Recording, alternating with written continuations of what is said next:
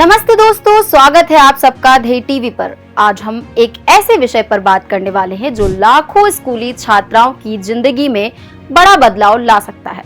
10 अप्रैल 2023 को कांग्रेस लीडर और social activist Jaya Thakur ने सुप्रीम कोर्ट में एक जनहित याचिका दायर की।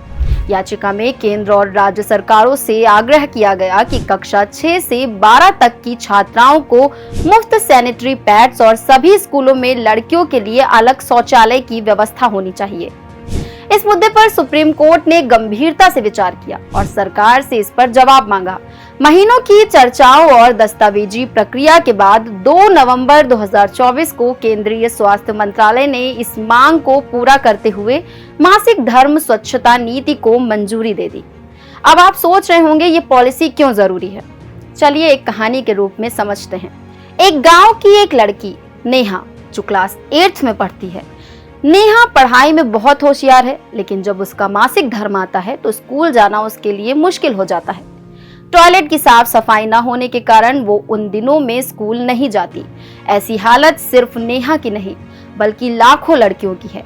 एक रिपोर्ट के अनुसार भारत में टॉयलेट की कमी के कारण 1/4 लड़कियां मासिक धर्म के दौरान स्कूल नहीं जा पाती।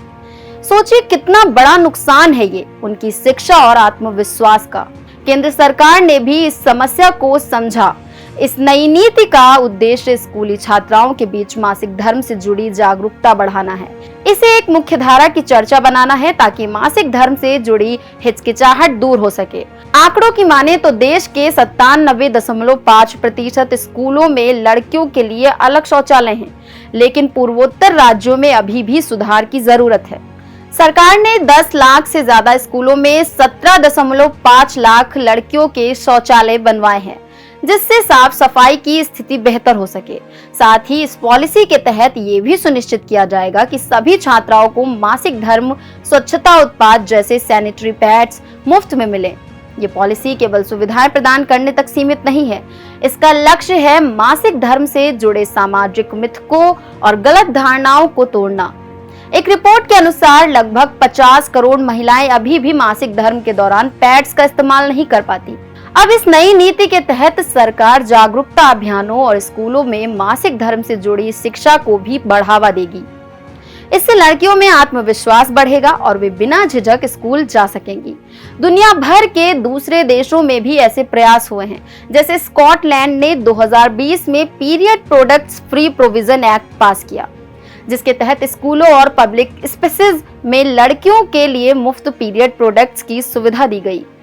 भारत सरकार की ये नीति भी इसी दिशा में एक बड़ा कदम है। इससे न केवल लाखों लड़कियों की शिक्षा में बाधाएं कम होंगी, बल्कि उनके जीवन स्तर में भी सुधार आएगा। इस जानकारी को अपने दोस्तों और परिवार के साथ जरूर साझा करें और ऐसे मुद्दों पर जागरूक रहें। धन्यवाद धेय टीवी पर जुड़े रहने के लिए।